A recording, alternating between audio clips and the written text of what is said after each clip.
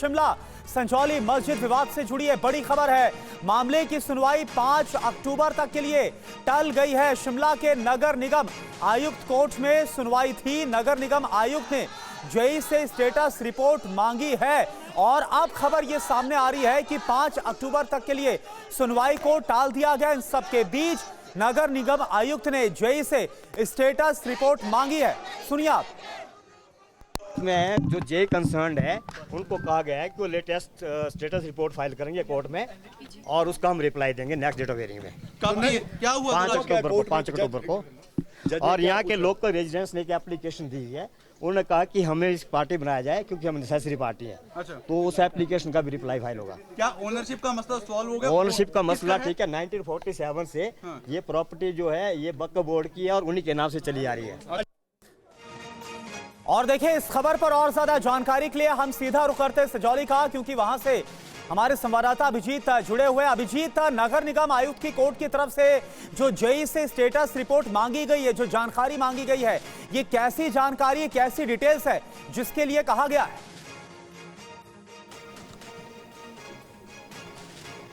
जी बिल्कुल, 5 अक्टूबर को जब अगली सुनवाई होगी उससे पहले जेई को लेटेस्ट रिपोर्ट जो है वो फाइल करनी है कोर्ट के समक्ष। उसमें उनको ये रिपोर्ट में अपने बताना है कि कितना निर्माण हुआ है, कितना निर्माण अवैध है, वैध है और मस्जिद की शुरुआत कहाँ से हुई। तमाम स्टेटस रिपोर्ट जो है वो आज के दिन तक कि आज तक उसमें कितना निर्माण हो चुका है, डेवलपिंग स्टेज में है या फिर रुका हुआ है, तमाम चीज़ें उसमें सभी बारीकियों को देखना है। सभी डिटेल्स जो है वो कोर्ट के समक्ष उनको पेश करना है, जिसके बाद कोर्ट आगे की सुनवाई करेगी। लेकिन इसमें एक नई डेवलपमेंट ये भी है कि स्थानीय लोग भी पार्टी इसमें बनना चाहते हैं और उसके लिए भी आज एक एप्लीकेशन मूव की गई है। उस पर भी रिप्लाई जो है वो 5 अक्टूबर तक फाइल की जाएगी। तो ये तमाम चीज़ें जो है वो आज के डेवलपमेंट में हुई है। जो फैसला आने की उम्मीद लोग जता रहे थे वो तो खैर नहीं आई, लेकिन उससे पहले जो जेई को स्टेटस रिपोर्ट फाइल करने के लिए कहा गया है ये बहुत ही इंपॉर्टेंट है, क्योंकि जो रिपोर्ट है वो टाइम टू टाइम सुनवाई में पहले भी फाइल किए जाते रहे हैं और अब जो स्टेटस रिपोर्ट फाइल होगा वो आज तक की जो स्थिति है उस मस्जिद की वो उसमें दी जाएगी। तो इसमें एक तकनीकी चीज ये आएगी कि पहले जब स्टेटस रिपोर्ट फाइल हुए तो उसमें कंस्ट्रक्शन का लेवल कितना था और अब आज की डेट में जो स्थिति है उसमें 5 मंजिला इमारत खड़ी हो गई है। तो ये बहुत ही महत्वपूर्ण रहने वाला है। दूसरी बात ये सबसे महत्वपूर्ण कि अब अगली सुनवाई इन तमाम स्टेटस रिपोर्ट्स और जो पार्टीज होंगे उनको रिप्लाई के आधार पर 5 तारीख को यानी 5 अक्टूबर को अगली सुनवाई यहां पर होनी है। तो अभी तक की जो डेवलपमेंट्स यहां पर जो डिस्ट्रिक्ट कोर्ट है वहां पर से जो हुई है, जो कमिश्नर के कोर्ट ने जो आज की सुनवाई की है उसमें से यही जानकारी निकलकर कुल मिलाकर सामने आई है कि एक फ्रेश स्टेटस रिपोर्ट फाइल करनी होगी जेई को और दूसरी चीज की अगली सुनवाई तमाम चीजों को देखते हुए 5 अक्टूबर। बिल्कुल अभिजीत, यानी कि जब रिपोर्ट फाइल की गई तब क्या स्टेटस था निर्माण को लेकर और आज की तारीख में क्या स्टेटस है, पूरी जानकारी नगर निगम आयुक्त कोर्ट की तरफ से मांगी गई है जेई से और 5 अक्टूबर के लिए जो सुनवाई है वो टली है। बहुत बहुत शुक्रिया आपका इस पूरी जानकारी के लिए। और अब आपको सुनाते हैं प्रदर्शनकारियों के जो वकील हैं उनकी तरफ से क्या कहा गया है।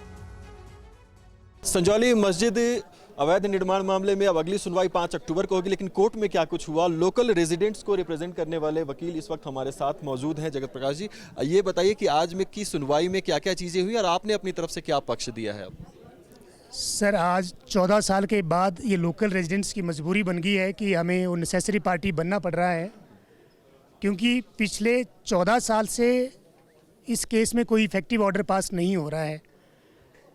और मुझे लगता है कि जो हमारे म्यूनिसिपल कॉरपोरेशन के जो लोकल कंसर्न जो जेई साहब हैं उन्होंने किसी लोकल गलत आदमी के खिलाफ ये मुकदमा यहाँ दायर कर दिया। कोर्ट की ये मजबूरी है कि जो किसके खिलाफ केस करना है, किसके खिलाफ नहीं करना है, वो एक जेई की ही ड्यूटी होती है। वही एक फाइल जो है कोर्ट में सबमिट करता है। आज जब सुनवाई हुई तो क्या क्या बातचीत वहाँ पर हुई और मुख्य रूप से जो कमिश्नर हैं उनकी तरफ से क्या आदेश है? सर, कमिश्नर साहब मैं नहीं बोलूँगा आज, तो मैं उनको जज साहब बोलूँगा, क्योंकि वो आज कोर्ट की सुनवाई कर रहे थे। तो उनकी ये मजबूरी है क्योंकि उनको सारा जो प्रोसेस हो एज़ पर लॉ करना पड़ेगा।